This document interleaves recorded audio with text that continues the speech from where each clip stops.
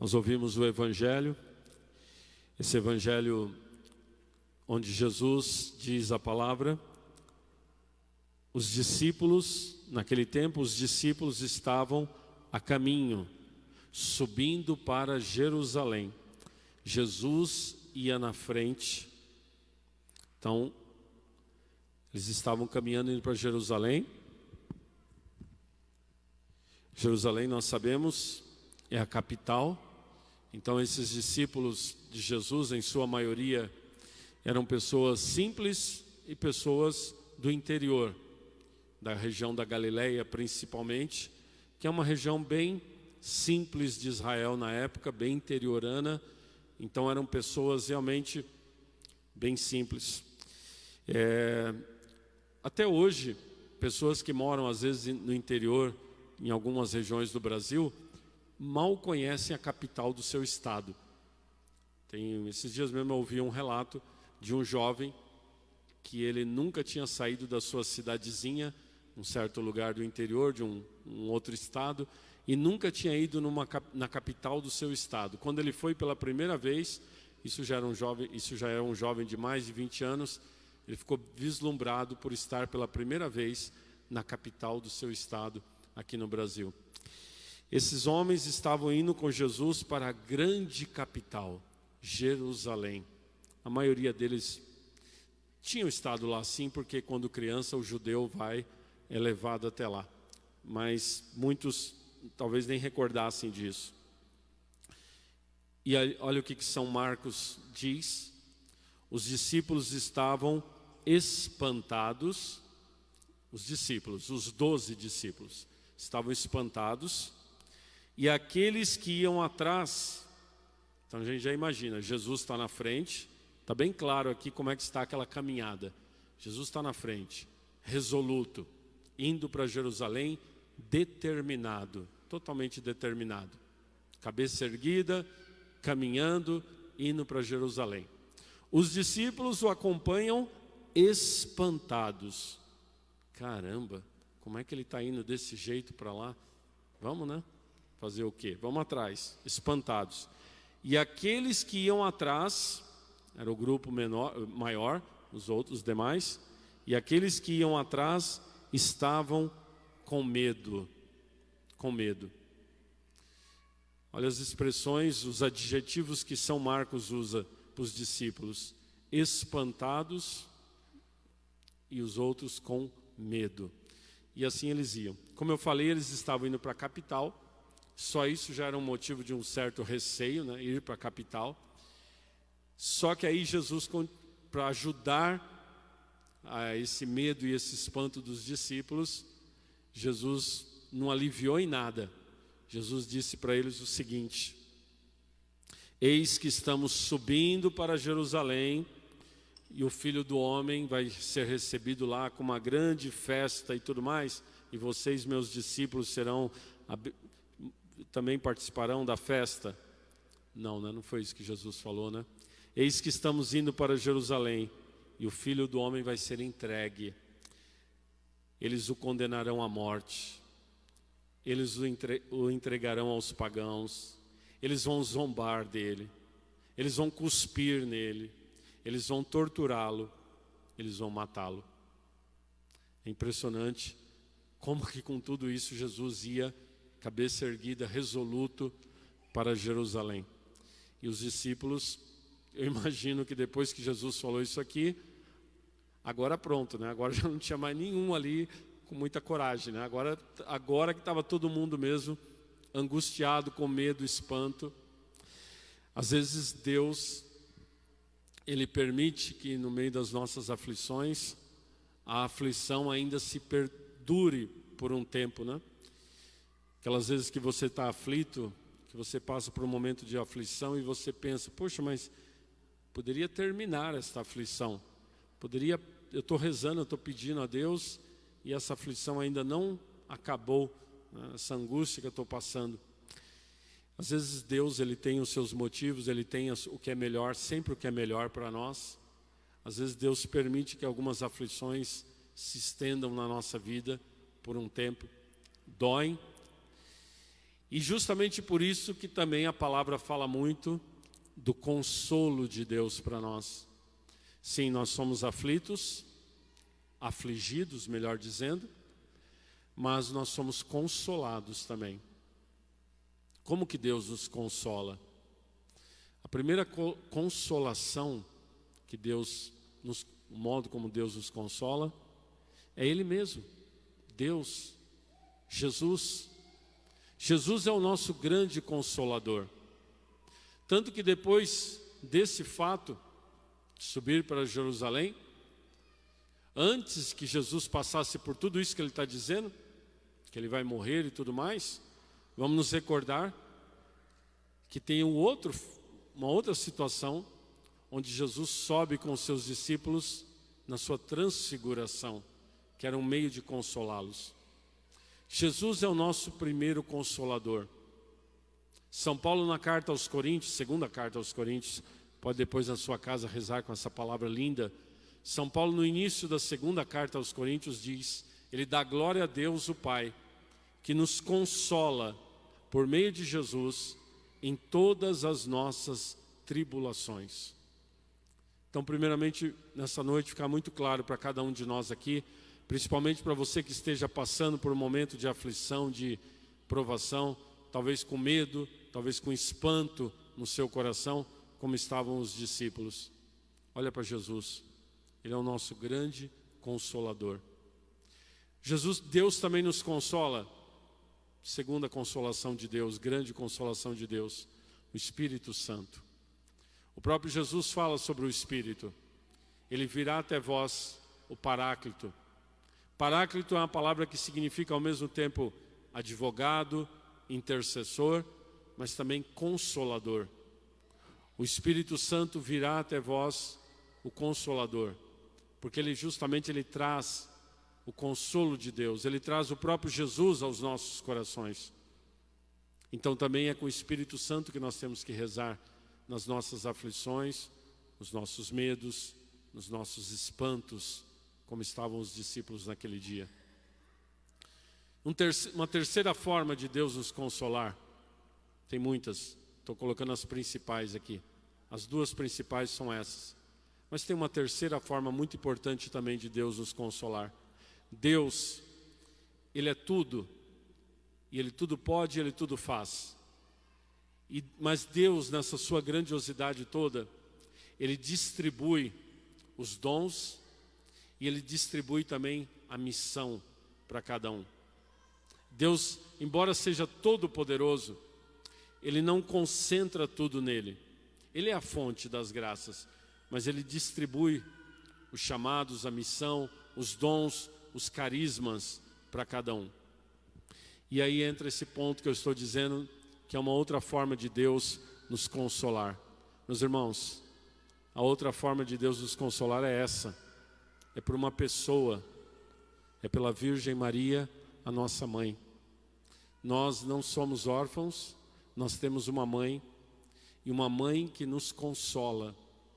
A ladainha de Nossa Senhora, com os seus vários títulos, a Mãe de Deus, um dos títulos é justamente esse: consolo dos aflitos. Consolo dos que têm medo, consolo dos que estão angustiados, espantados, como diz a palavra hoje. Nossa Senhora é um consolo para os aflitos. Isso é bíblico. Isso é bíblico. Nossa Senhora já exercia a missão de consoladora, já mesmo quando lá no começo, quando ela recebe o anúncio do anjo. Vamos fazer aqui um pouco de memória aqui. Essa jovenzinha de 15 anos, quando recebe o anúncio do anjo, o que é a primeira coisa que ela faz? Ela corre na casa de Isabel, a sua parenta mais velha, porque o anjo tinha dito que ela estava grávida e ela precisava de ajuda. Nossa Senhora foi lá, podemos dizer, ajudar e consolar Isabel. Depois, Nossa Senhora continua a sua missão de consoladora. Quando Jesus está morrendo na cruz, a angústia está total naquele momento. João está ali abaixo da cruz, o discípulo amado, com o coração partido por ver o seu mestre amado morrendo na cruz. Nossa Senhora, que também está com o coração partido, recebe a missão de cuidar do filho. E diz a palavra que daquele momento João a tomou consigo. Para quê? Para que ela, a mãe, o consolasse. E ele é o exemplo, ele é a imagem, vamos melhor dizendo, de todos nós que somos filhos de Nossa Senhora. Então a mãe tem a sua missão de consoladora ali, aos pés da cruz, entregue por nosso Senhor Jesus Cristo a nós como consoladora. Passa-se Jesus ressuscita, Jesus vai para o céu, mas os discípulos ainda estão, mesmo depois da ida de Jesus para o céu, diz a palavra que eles estavam no cenáculo, em oração, porque Jesus falou para eles, permaneçam em oração. Porém, como que eles estavam no cenáculo, diz os Atos dos Apóstolos, São Lucas, eles estavam com medo. As portas do lugar estavam fechadas e eles estavam com medo. O mesmo medo que estava aqui, ainda reinava no coração desses discípulos. Mas aí o que diz a palavra? Quem estava lá naquele cenáculo? Com eles, pedindo a graça do Espírito Santo. De novo, Nossa Senhora estava com os discípulos. Os discípulos estavam medrosos e durante aquela novena, durante aqueles 9 dias, a mãe estava lá rezando com eles. E como ela já estava cheia do Espírito Santo, nela não tinha medo, nenhum medo. Ali no cenáculo, ela também os consolava. O consolo de Nossa Senhora está presente, como vocês viram, na palavra de Deus, na Escritura. E essa missão que ela recebeu do Senhor de consoladora, continuou depois que ela foi para o céu. Mesmo depois da ida de Nossa Senhora para o céu, ela continua consoladora. Na verdade, antes mesmo de ir para o céu, a primeira aparição de Nossa Senhora, que na verdade não é nem bem uma aparição, foi uma bilocação. Falei disso aqui uma outra vez. Foi na Espanha. São Tiago estava evangelizando a Espanha. Nossa Senhora ainda estava viva nesse mundo. Não tinha nem ido para o céu ainda. São Tiago estava encontrando muita dificuldade na sua missão de evangelizar na Espanha. Um dia Nossa Senhora apareceu para ele na Espanha. Só que ela não tinha ido para o céu ainda. Ela bilocou. Ao mesmo tempo que ela estava em Éfeso, ela apareceu para São Tiago na Espanha. Coisa que aconteceu com alguns santos, com certeza iria acontecer com a mãe de Jesus. Ela foi para a Espanha, para Compostela, para fazer o quê? Consolar São Tiago. Aguenta firme, meu filho, vai, continua a tua missão como apóstolo para evangelizar esse país. A Espanha depois se torna um grande país católico de evangelização. Lá estava a mãe consolando. Conta-se, nós sabemos muito ouvimos muito falar sobre Santa Mônica, a mãe de Santo Agostinho, que dobrou o joelho e rezou 18 anos pela conversão do seu filho Agostinho, né? Essa história nós conhecemos bem. Um detalhe dessa história, que pouco se fala, é que Santa Mônica teria recebido um dia a aparição de Nossa Senhora. Aí sim uma aparição, ela já tinha ido para o céu muitos séculos antes. E Nossa Senhora aparece para Santa Mônica para consolá-la, para que ela continuasse firme na missão de rezar pelo seu filho. Mônica não tinha visto a conversão de Agostinho ainda. Nossa Senhora já, porque ela estava junto de Deus no céu, então ela já podia ver tudo, inclusive o futuro.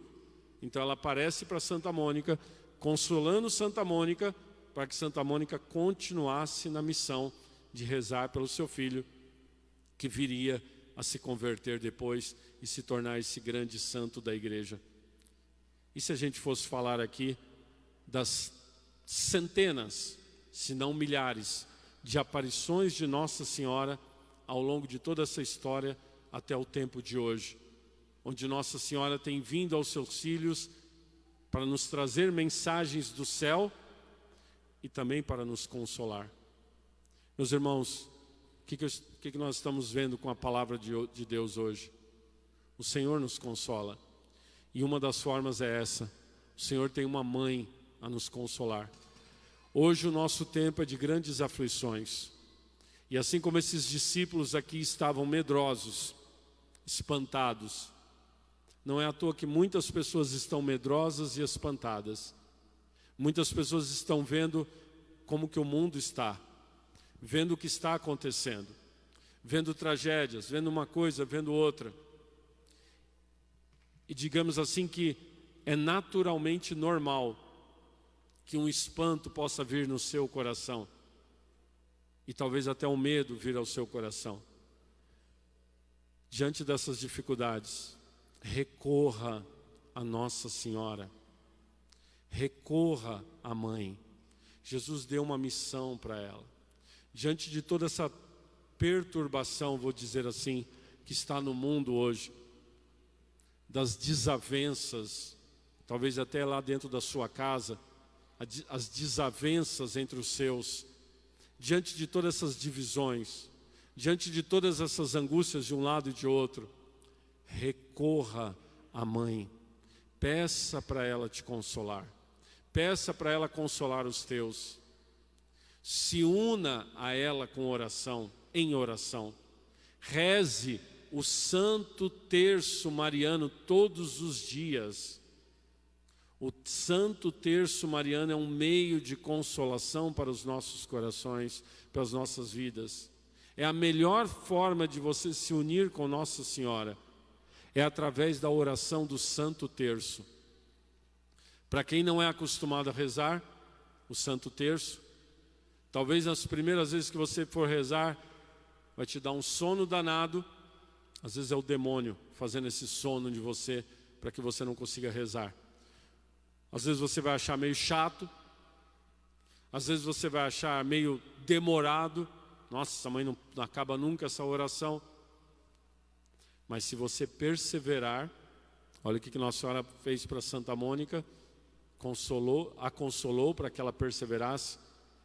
Se você perseverar, o Santo Terço depois ele passa, o sono passa, o Santo Terço não é mais tão longo assim, pelo contrário, ele passa muito bem, reza-se muito bem, porque o teu coração vai estar muito unido com o coração de Nossa Senhora. Parece uma oração, talvez até muito simples. Sim, ela é muito simples mesmo, não é simplória, mas é muito simples. Mas nessa oração muito simples está contido o germe da graça divina. É justamente nessa oração simples, nessas ave-marias apresentadas diante da mãe, ao seu coração, que o Espírito Santo, porque no final das contas o que ela faz? Ela intercede ao Espírito Santo. E o Espírito Santo vai estar entrando na tua casa, na tua família. E qual que é o papel de uma mãe numa casa? Unir. Reze o Santo Terço pela tua família que possa estar quebrada, dividida. Deixa que a mãe te console nessas aflições. Se una a ela com a oração. Acredite no poder do Santo Terço. Porque aquela que consolou os discípulos que estavam com medos e aflitos, também quer consolar você e a sua casa.